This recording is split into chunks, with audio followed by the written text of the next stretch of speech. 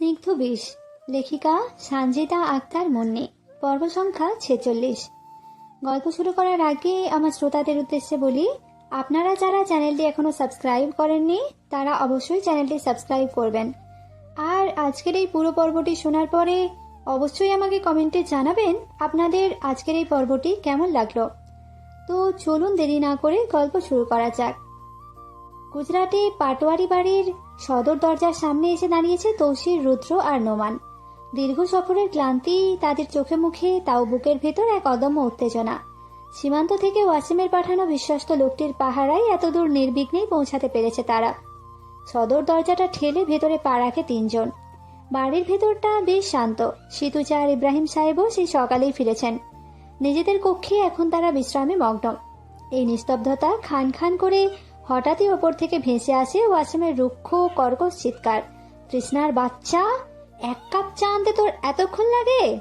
এবার নিচে নামলে তোকে শুদ্ধ এই চায়ে ডুবিয়ে খাবো আমি। পদভারে ছিলি কাঁপিয়ে গজগজ করতে করতে নিচে নামতে থাকে ওয়াসিম। ওদিকে রান্নাঘর থেকে ভয়ে ত্রস্ত হরিণীর মতো কাঁপতে কাঁপতে চায়ের কাপ হাতে ড্রয়িং রুমের দিকে এগোয় তৃষ্ণা। হঠাৎ পেছনে পায়ের শব্দে থমকে দাঁড়াইছে। চমকে ঘাড় ঘুরিয়ে দরজার দিকে তাকাতেই তার চোখের মনি স্থির হয়ে যায়। বিস্ময়ে নিঃশ্বাস আটকে থাকে। এ কাকে দেখছে সে? চোখের সামনে দাঁড়িয়ে আছে দুদিকে দুটো ওয়াসিম।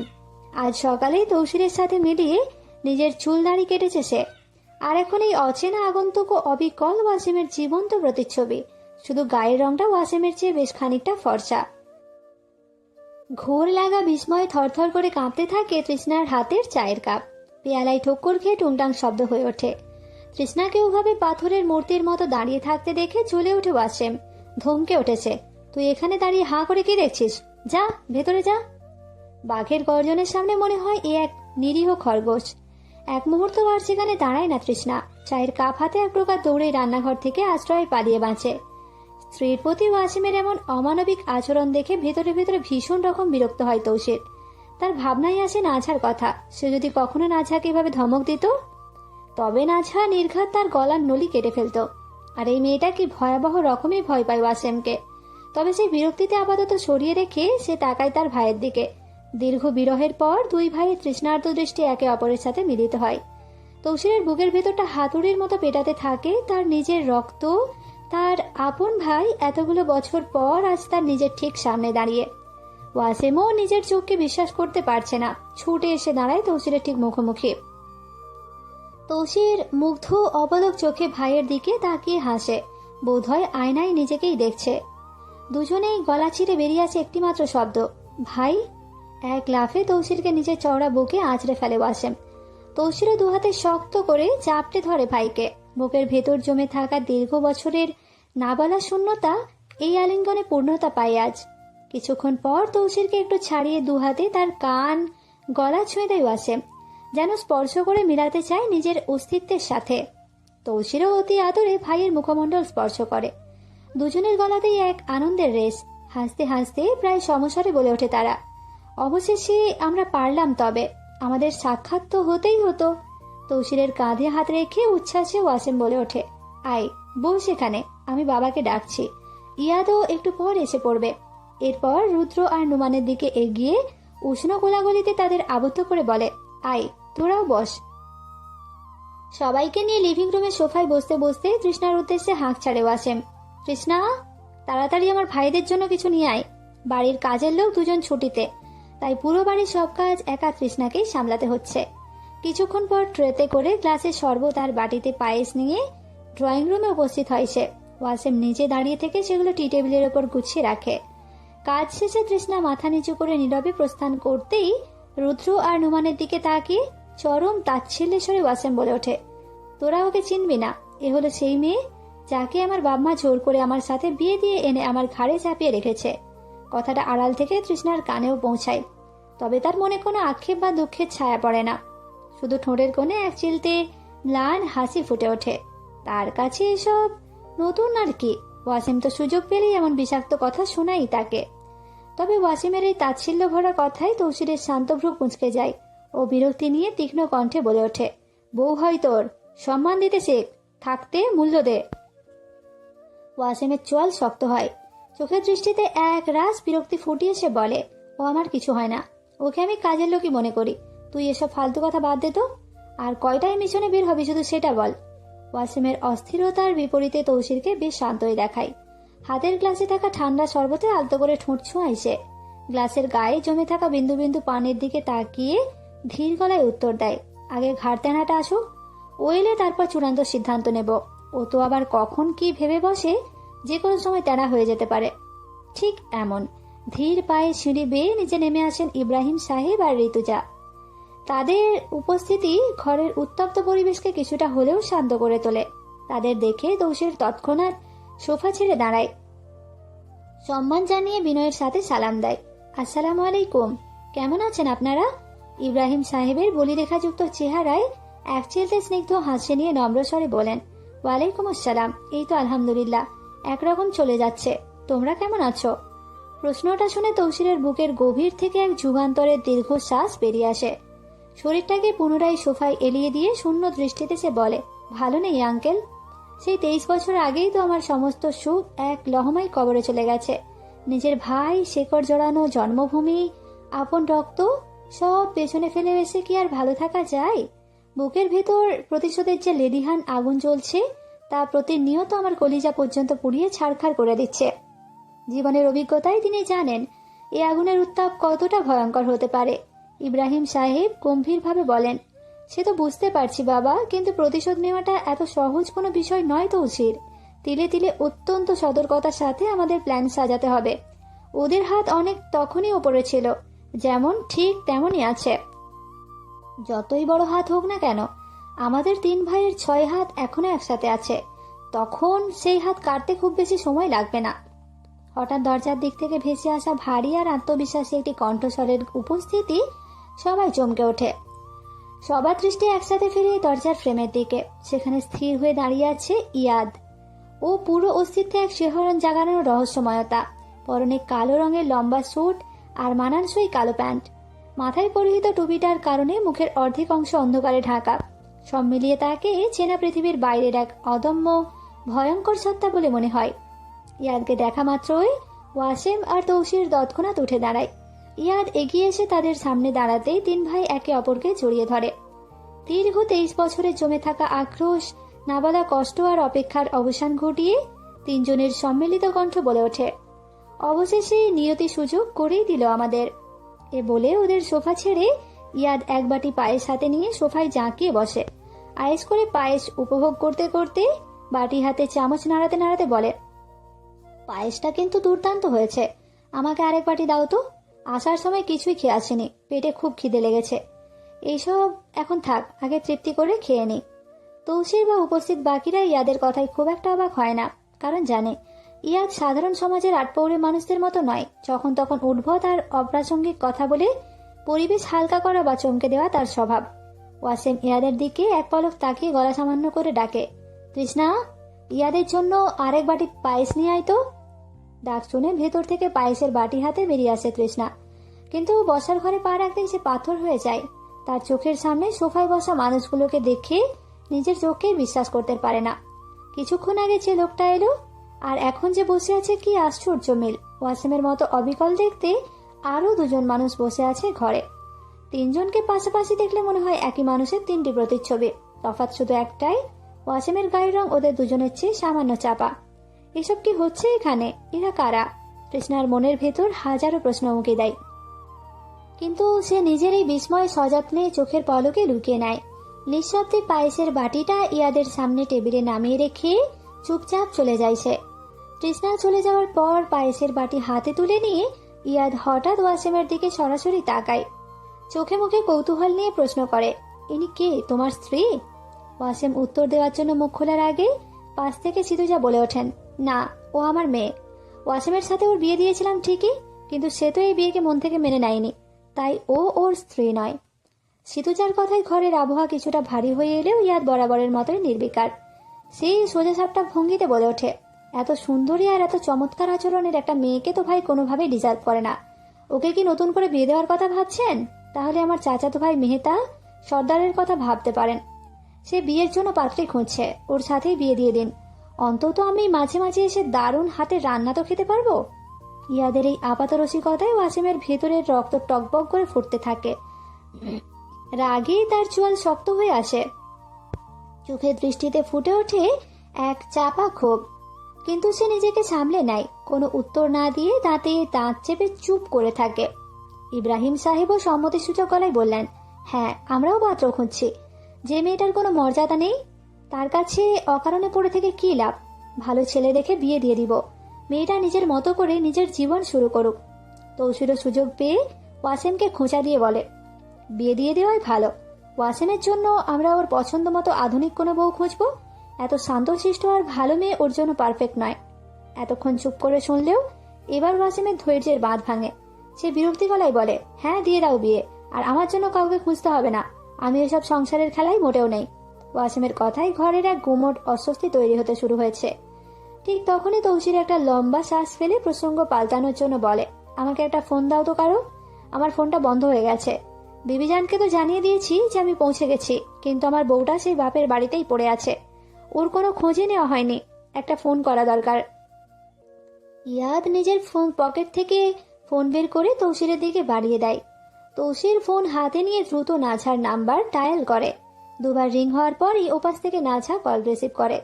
তৌসির সাথে সাথে সবার মাঝখান থেকে উঠে কথা বলতে বলতে একটু আড়ালে চলে যায়।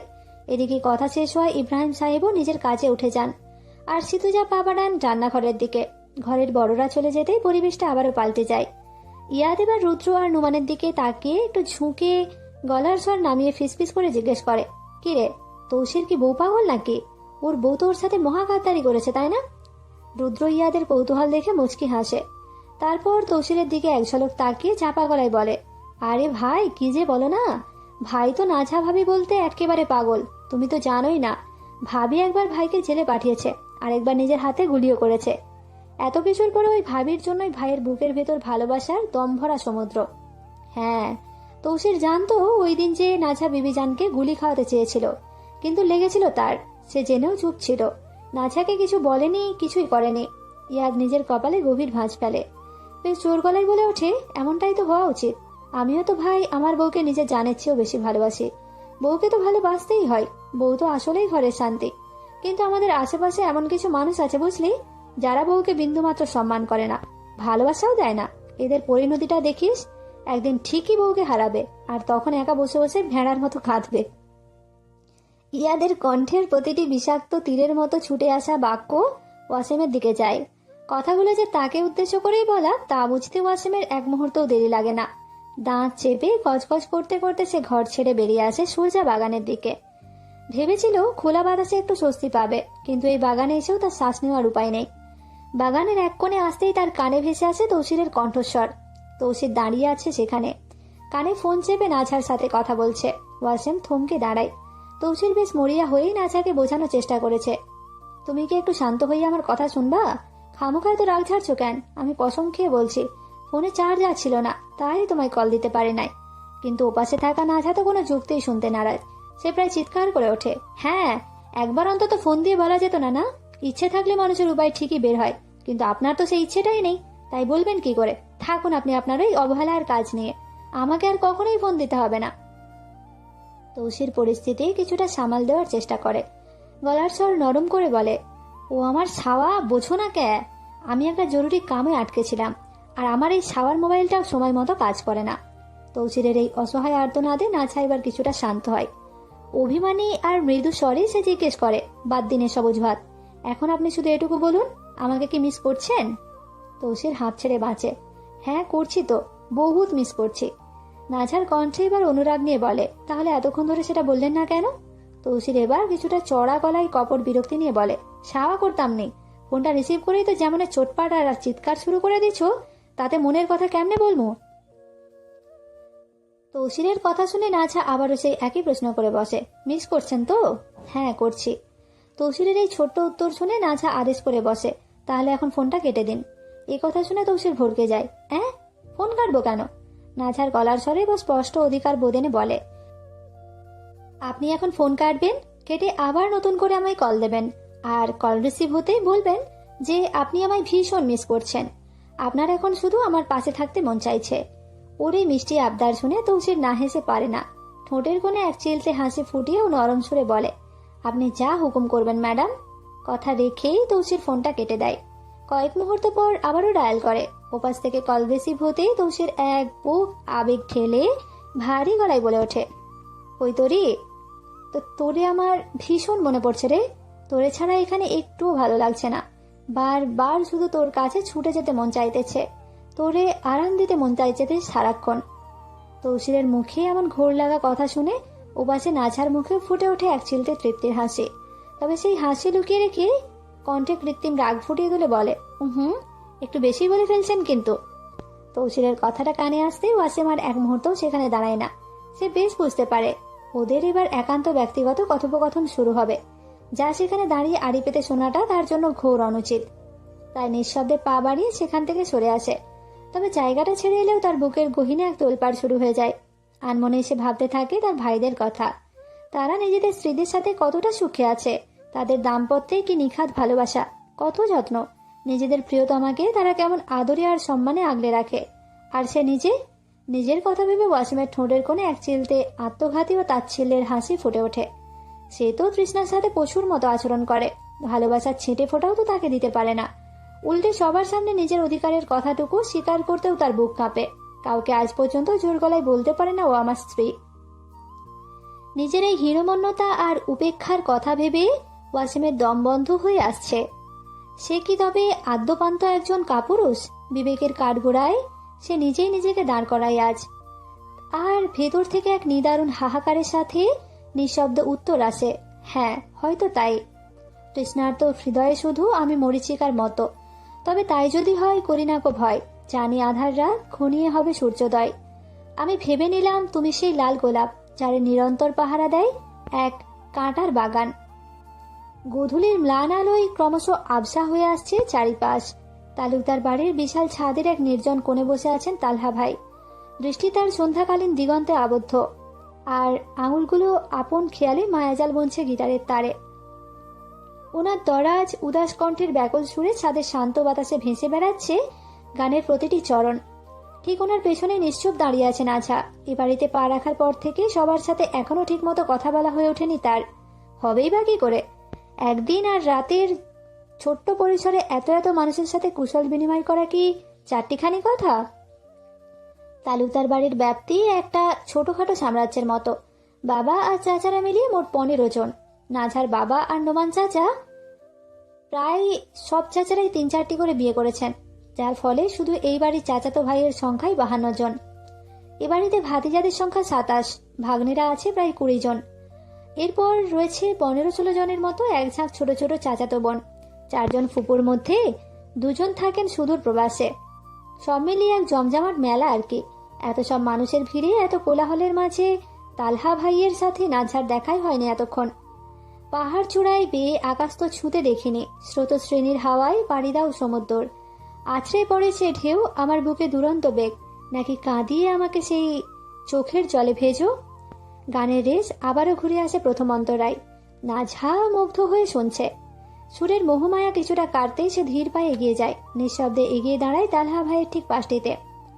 নাঝার এই নিঃশব্দ উপস্থিতি কিন্তু তালহা ভাইয়ের নজর এড়ায় না। সে যে এসে পেছনে দাঁড়িয়েছে তা তিনি খুব ভালো করেই টের পেয়েছেন। গানের শেষে চরণটি হাওয়ায় মিলিয়ে যেতেই গিটারটা সযত্নে পাশে নামিয়ে রাখেন তালহা ভাই। তারপর মুখ ঘুরিয়ে নাঝার দিকে তাকিয়ে ঠোঁটের কোণে এক চিলতে স্নিগ্ধ হাসি ফুটিয়ে তোলেন। স্নেহ মাখা স্বরে প্রশ্ন করেন, কেমন আছিস? ছাদের রেলিং ঘেঁষে রাখা একটা পুরনো চেয়ারে পা রেখে গার্ডওয়ালের ওপর বসে নাঝা। তালহা ভাইয়ের ঠিক পাশেই বসেছে, তবে মাঝখানটাই বেশ খানিকটা সযত্ন দূরত্ব বজায় রাখে। এ এক বিগত দূরত্বটুকু তাদের মাঝের 1000 মাইলের অলিখিত এক নিয়মের দেয়াল। বসেই এক পলক আর চোখে তাকায় সে তালহা ভাইয়ের দিকে, ওনার চিরচেনা শ্যামবর্ণ মুখশ্রীতে। তারপর নিজ দৃষ্টিটা দ্রুত সরিয়ে নিয়ে সন্ধ্যার আকাশের বিশাল শূন্যতায় মেলে দেয় নাঝা। বুকের ভিতরে চাপা দীর্ঘ শ্বাসটা গলার কাছে আটকে রেখেই শান্ত স্বরে বলে, আপনি বলেছিলেন না সে আমায় ভালো রাখবে, তাই খুব ভালো আছি। আপনি কেমন আছেন? তালহা ভাইয়ের ঠোঁটের কোণে ফুটে ওঠে এক চিলতে বিষণ্ণ তৃপ্ত হাসি। দৃষ্টি সামনের অন্ধকারে নিবদ্ধ রেখেই তিনি বলেন, এই তো আছি কোনো মতে, যেমন থাকার মতো। সংসার জীবন কেমন যাচ্ছে? নাঝার চোখে মুখে এক তৃপ্তির হাসি ফুটে ওঠে।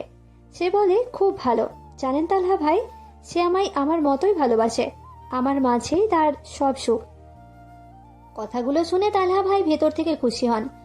ওনার বুকের ওপর চেপে বসা এক অদৃশ্য পাথর কিছুটা হালকা হয়। মনে মনে ভাবেন, যাক, পাগলটা অন্তত বাস্তবতা বুঝতে শিখেছে। বাতাসে মিশে থাকা নীরবতা ভেঙে মৃদু স্বরে তিনি বলেন, বলেছিলাম না, আবেগে ভেসে থাকিস না, বাস্তবতা বুঝবি। দেখবি আমি তখন তোর মনের দুনিয়ায় থাকবো না। নাঝার ঠোঁটের কোণে ফুটে ওঠা হাসিটা নিমেষেই মলিন হয়ে যায়। ভেতরে জমিয়ে রাখা এক আকাশ অভিমান নিয়ে সে তালহা ভাইয়ের দিকে সরাসরি তাকায়। গলার স্বর কিছুটা গাঢ় করে বলে, কে বললো আপনাকে যে আপনি মনের দুনিয়ায় নেই? আমার মন থেকে কেউ কি আপনাকে বের করে দিতে পারে? এই অধিকারটুকু তো আমি নিজেই কাউকে দিইনি। তালহা ভাই এবার হালকা হাসেন। সে হাসিতে এক ধরনের পরিপক্কতা ও প্রশ্রয় মিশে আছে। বাস্তবতা যখন বুঝেছে সেটাও বুঝবে। ধীরে ধীরে সময় নিয়ে কোনো সমস্যা নেই। তালহা ভাইয়ের এমন কথায় নাচার বুকের ভেতরটা হু হু করে ওঠে। সে আর কোনো ভনিতা না করে সোজা সাপটা একটা তীক্ষ্ণ প্রশ্ন করে বলে, আচ্ছা, আপনার আমাকে মনে পড়ে তালহা ভাই? খুব শান্ত অবিচল কণ্ঠে উত্তর আসে, পড়ে। কতবার? চোখের পাপড়ি নড়ে যতবার। উত্তরটা শুনে নাচার বুকের ভেতরটা ভীষণ ভারী হয়ে আসে। একটা তীব্র কষ্ট গলা টিপে ধরতে চাই ওর। এই মানুষটা তাকে এত ভালোবাসে, অথচ নিয়তি তাদের কোথায় এনে দাঁড় করিয়েছে। নিজেকে সামলে নিয়ে সে ঠোঁটে জোর করা হাসি টেনে একটা দীর্ঘ শ্বাস ছেড়ে বলে, জীবন কতই অদ্ভুত, তাই না? জানেন, কিছু কিছু পরিস্থিতিতে পড়লে মন চায় চিৎকার করে বলি, জন্ম নেওয়াটাই হয়তো মস্ত বড় ভুল। নাঝার কথা শুনে তালহা ভাই এদিকে উদাস গলায় বলেন, না জন্মালে কি করে বুঝতিস জন্মে এত বিষ? এই অমোঘ সত্যের সামনে নাঝা আর কোনো উত্তর খুঁজে পায় না। ওর চাষপাশটা স্তব্ধ হয়ে যায়। নির্বাক হয়ে বসে থাকে যে বেশ কিছুক্ষণ। হঠাৎ চারপাশের আবছা আলোয় তালহা ভাইয়ের ভগ্ন স্বাস্থ্যের দিকে নজর পড়ে। বুকটা ছ্যাঁত করে ওঠে। উদ্বিগ্ন কণ্ঠে সে বলে, আপনি কি ঠিক মতো খাওয়া দাওয়া করেন না নাকি? এমন শুকিয়ে গেছেন কেন? চোখ মুখ একদম পানসে হয়ে গেছে। নাঝার এই আকুল ভরা প্রশ্নের জবাবে তালহা ভাইয়ের কণ্ঠের কোনো উত্তাপ ছড়ায় না। নেই কোনো অভিযোগের সুর। নিরাসক্ত গলায় তিনি বলেন, ওরা আমাকে অ্যান্টিডট দেয় না রে নাঝা, আমি মনে হয় আর বাঁচব না। কথাটা শোনা মাত্রই নাঝার মনে হয় ওর বুকের খাঁচায় কেউ একটা জমাট বাঁধা বরফ সজোরে চেপে ধরেছে। শ্বাস নিতেও কষ্ট হয়। ধমনীতে বয়ে চলা রক্ত যেন মুহূর্তে জমে যায়। তালহা ভাইকে স্লো পয়জন দেওয়া হয়েছে। আর এই রোমহর্ষক অমানবিক কাজটা অন্য কেউ নয়, করেছেন খোদ নৌমি। ঠিক নাঝার বিয়ের দিন। একটা মানুষের মন কতটা পৌঁছে গেলে, কতটা অন্ধকারে নিমজ্জিত হলে এমন নিখুঁত পৈশাচিক ছক কষতে পারে। উদ্দেশ্য তাদের একটাই, নাঝাকে যে কোনো মূল্যে বিয়েতে রাজি করানো এবং তাকে আজীবন নিজের অনামা সুতোয় বাঁধা হাতের পুতুল বানিয়ে রাখা। ছকটা এতটাই ভয়ঙ্কর যে নাঝা যতদিন তাদের প্রতিটা কথা অক্ষরে অক্ষরে পালন করবে, ঠিক ততদিনই তারা তালহা ভাইকে ওই বিষের অ্যান্টিডট মেপে মেপে দেবে। নাঝার বাপ চাচার তো নিজেদের ক্ষীণ স্বার্থসিদ্ধি আর লোভের বশবর্তী হয়ে এরা এতটাই অন্ধ যে 10-12টা নাঝা বা তালহাকেও জ্যান্ত কবর দিতে তাদের চোখের পাতা একবারও কাঁপে না। হোক না সে নিজেরই সন্তান, তাতে তাদের কিছু যায় আসে না। এই যে নাঝার এতদিন তৌসিরের সাথে ছায়ার মতো লেগে থাকা, তাকে ভালোবাসার নিখুঁত অভিনয় করে বিশ্বাসের মায়াজালে জড়ানো, এর মানে এই নয় যে তৌসিরের প্রতি তার এক বিন্দু মায়া জন্মায়নি। সে নিজের ভাগ্যকে মেনে নিয়েছে। বাকি জীবনটা তাকে ওই তৌসিরের সাথেই তার ছাদের নিচেই কাটাতে হবে। কিন্তু তার এই মেনে নেওয়ার আড়ালে লুকিয়ে থাকে এক ভয়ঙ্কর আত্মত্যাগও। তার একমাত্র লক্ষ্য এখন তৌসিরের মাধ্যমে তালহা ভাইকে মৃত্যুর মুখ থেকে ছিনিয়ে আনা। তৌসিরের নিজস্ব ওষুধের কারখানা আছে, আর এসব নিষিদ্ধ রাসায়নিক আর ড্রাগস নিয়ে তার আছে অগাধ জ্ঞান। তাই দিনের পর দিন নানা ছলনায়, মিষ্টি কথায়, মায়াবী জালে ভুলিয়ে তৌসিরের কাছ থেকেই এই দুর্লভ অ্যান্টিডটের নাম আর হদিস জেনে নেয়ছে। তারপর আসে এক ভয়ঙ্কর রাত। রাতের নিস্তব্ধতা ছিঁড়ে সবাই যখন ঘুমে আচ্ছন্ন, তখন এক বুক ভয় আর কাঁপা পা নিয়ে শিকদার বাড়ির অন্ধকার গুদামে পা রাখে সে।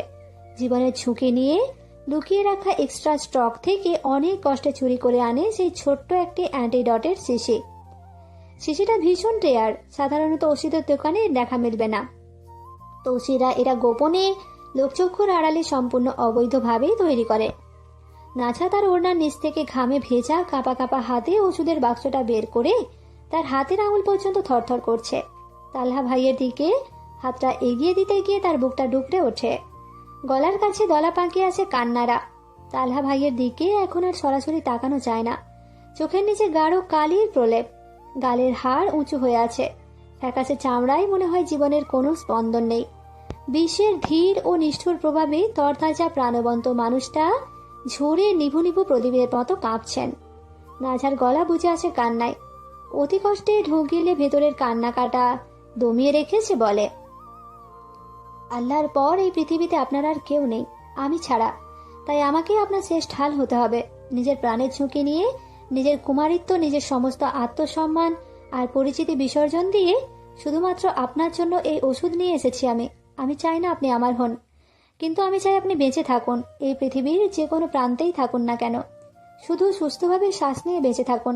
একটুখানি দম নাইছে, তারপর টলটল করতে থাকা চোখ জোড়া শক্ত করে বলে, চোয়াল শক্ত রেখেও আবারও বলে, তৌসিরকে আমি সব খুলে বলবো। আমার বিশ্বাস উনি আমাকে ঠিকই বুঝবেন। ওনাকে দিয়েই আমি আপনার পাসপোর্টের ব্যবস্থা করে দিব। আপনি অনেক দূরে, দেশের বাইরে চলে যাবেন, এই জানোয়ারদের বিষাক্ত শ্বাস আর নোংরা ছায়া থেকে অনেক অনেক দূরে। আর আমিও আমার নিয়তি মেনে নিয়ে নিজের সংসার আর একঘেয়ে জীবন নিয়ে ব্যস্ত হয়ে পড়ব। কথাগুলো শুনে তালহা ভাইয়ের ধুকপুক করতে থাকা বুকটা ছ্যাঁত করে ওঠে। কলিজাটা মনে হয় কেউ ধারালো ছুরি দিয়ে এফোর ওফোর করে দিল। এই স্বার্থপর পৃথিবীতে নাছা আজও তার কথা এত গভীরভাবে ভাবে। এ ওষুধ জোগাড় করে আনা তো তার মুখের কথা নয়, আর এর পেছনে তার নাছার কত নির্ঘুম রাত, কত শিহরণ জাগানো ভয় আর কত বড় স্যাক্রিফাইস লুকিয়ে আছে। তালহা ভাই শূন্য দৃষ্টিতে তাকিয়ে ম্লান হাসেন। তারপর কাঁপা কাঁপা হাতে ওষুধের বক্সটা নিজের হাতে তুলে নেন। শরীর ভীষণ দুর্বল, আঙুলগুলো থরথর করে কাঁপছে। বিষণ্ণ ধরা গলায় শূন্যতা নিয়ে বলেন, আমার না আজ ভীষণ কষ্ট হচ্ছে রে নাছা। বুকের ভেতরটা দাউ দাউ করে পুড়ে যাচ্ছে। আমাদের এমন নিষ্ঠুর পরিণতি না হলেও পারত। আমার সবচেয়ে আপন যে তুই, সেই তুইটাও আজ আমার চোখের সামনে চিরকালের জন্য পর হয়ে গেলি। নাঝার চোখের কোণে ততক্ষণে বাঁধ ভাঙা পানি জমে ওঠে, টপটপ করে গাল বেয়ে পড়তে থাকে। কি নিদারুণ এক অসহায়ত্ব! তাকে চারপাশ থেকে আষ্টে পিষ্টে গ্রাস করেছে। তার নিজের পরিবার, যাদের সে সবচেয়ে বেশি বিশ্বাস করত, তারাই তাকে যখন যেভাবে খুশি দাবার গুটির মতো ব্যবহার করে। না দিল তালহা ভাইয়ের সাথে শান্তিতে থাকতে, না দিবে এখন তৌসিরের সাথে সবকিছু ভুলে একটা নতুন জীবন শুরু করতে দিতে। দুহাতে সজোরে চোখের পানি মুছে নাইছে। ভেতরে সমস্ত জমে থাকা যন্ত্রণা, আক্ষেপ আর ক্ষোভ উগড়ে দিয়ে ভারী গলায় সে বলে, আমি শুধু চাই আমার ভালোবাসার পুরুষটা ভালো থাকুক। হ্যাঁ, আমি হয়তো হব সবার চোখে একটা দুশ্চরিত্রা নারী, আমি চরিত্রহীন, আমি সুযোগ সন্ধানী, দুমুখ সাপ, আমি মহা ছলনাময়ী, আমি জঘন্য খারাপ। কিন্তু আজ এই খারাপের চূড়ান্ত সীমায় দাঁড়িয়ে কলঙ্কের সবটুকু কালিমা নিজের গায়ে মেখেও আমি চিৎকার করে বলছি, আমি আমার ভালোবাসার মানুষটার বেঁচে থাকার জন্য সব করতে পারি, সব। কথাগুলো বলতে বলতেই নাছার দু চোখ ছাপিয়ে পানির ধারা নেমে আসে।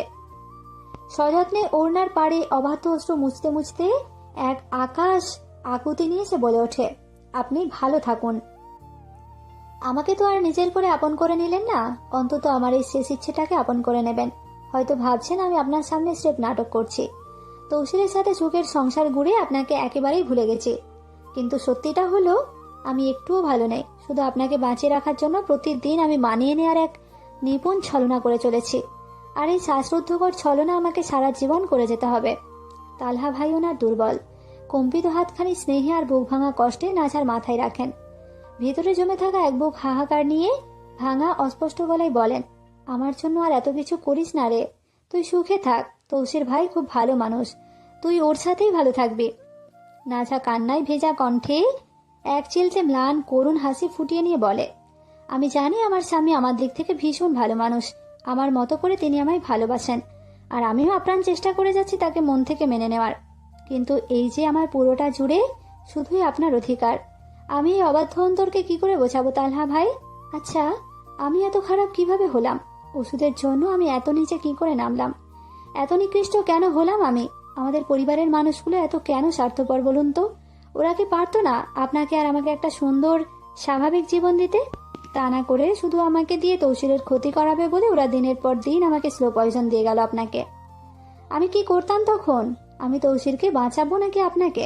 তাই বাধ্য হয়ে দুজনকেই বেছে নিয়েছি।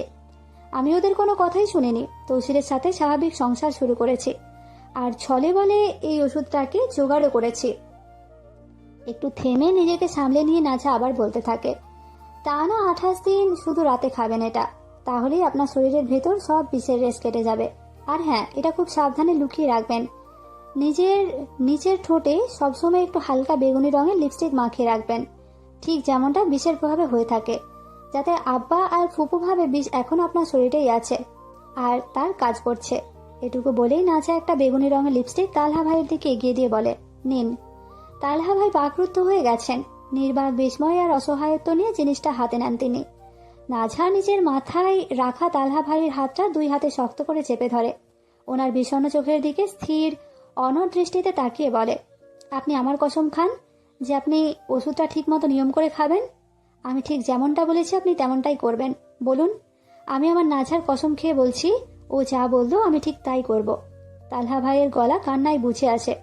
বুকে চেপে বসা এক আকাশ পাহাড় সমান যন্ত্রণা তার অসহায়ত্ব নিয়ে তিনি ভাঙা গলায় উচ্চারণ করেন, আমি আমার নাঝার কসম খেলাম, ও যা বললো আমি ঠিক তাই করব। নাঝা ধীরে সুস্থে নিজের হাত সরিয়ে নেয়। তালহা ভাইও শূন্যতায় হাত নামিয়ে নেন। একটা ভারী ক্লান্ত দীর্ঘ শ্বাস ছেড়ে তিনি বলেন, এখন তো আমাকে বাঁচানোর পথ পেলি, এবার অন্তত আমাকে ভুলে গিয়ে নিজের সংসারটাই মন দে। নাঝা মুখে এক তিক্ত বেদনাহত হাসির রেখা নিয়ে শূন্য দৃষ্টিতে তাকিয়ে বলে, যেদিন এই হৃৎপিণ্ডের স্পন্দন একেবারে থেমে যাবে সেদিন থেকে না হয় ভুলে যাব। তালহা ভাই শান্ত স্বরে বলেন, আমাকে ভুলে যা, তৌসির ভাইয়ের সাথে সুখী আছিস, আরো সুখী হবি। উত্তরে নাঝা বলে, হ্যাঁ সুখে আছি তো, বড্ড বেশি সুখে আছি, তবে আপনাকে ভুলতেও পারবো না, আবার নিজের করেও পাবো না। ভাবতে পারছেন কতটা ভয়ঙ্কর সুখ আমার? বোকা বোকা কথা বাদ দে, নিজেকে বোঝা। নাঝাকে ফিকে আসে। নাঝা বলে, নিজেকে বোঝাই, কিন্তু কি বুঝাই নিজেও জানি না। এ বলে একটু থেমে প্রশ্ন করে, তালহা ভাই জীবন এমন কেন? আমি কেন মন মতো কিছুই পেলাম না? তালহা ভাই একটা দীর্ঘ শ্বাস ছেড়ে বলেন, আকাঙ্ক্ষা মাত্রই কি সব প্রাপ্তি সম্ভব? নিয়তি তো আর আপন ছন্দে রচিত কোনো কাব্য নয় যা চাইলেই নিজের মতো করে লেখা যায়।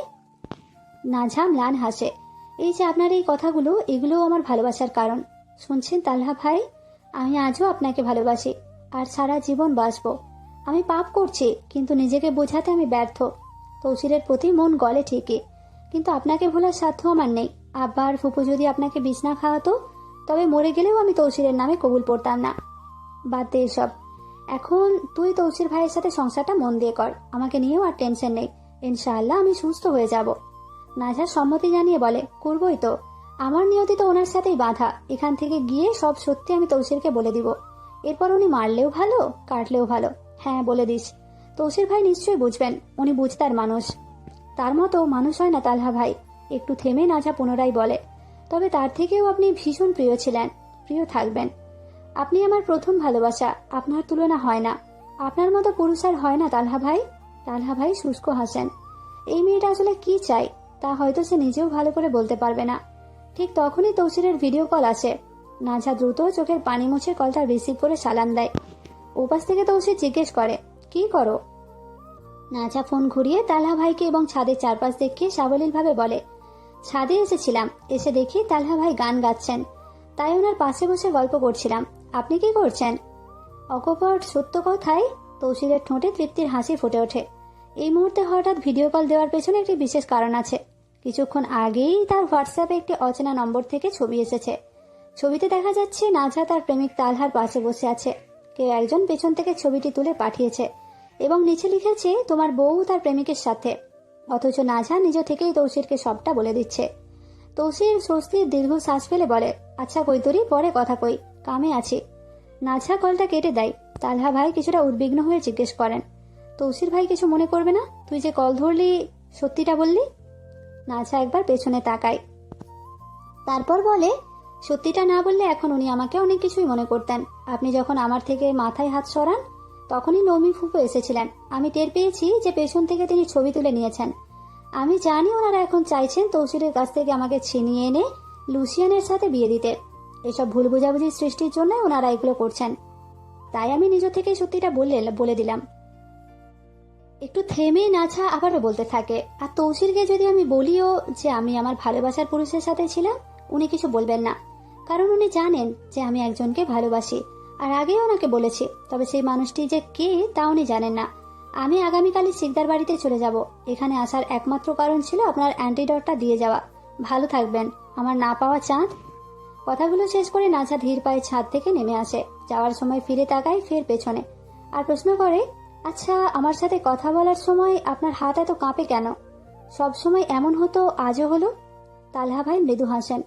অন্তরে থাকা সবকিছু বোঝাতে পারি না বলেই ওপরওয়ালা হয়তো চিহ্ন স্বরূপ আমায় দীর্ঘশ্বাস আর কাঁপতে থাকা হাত দিয়েছেন।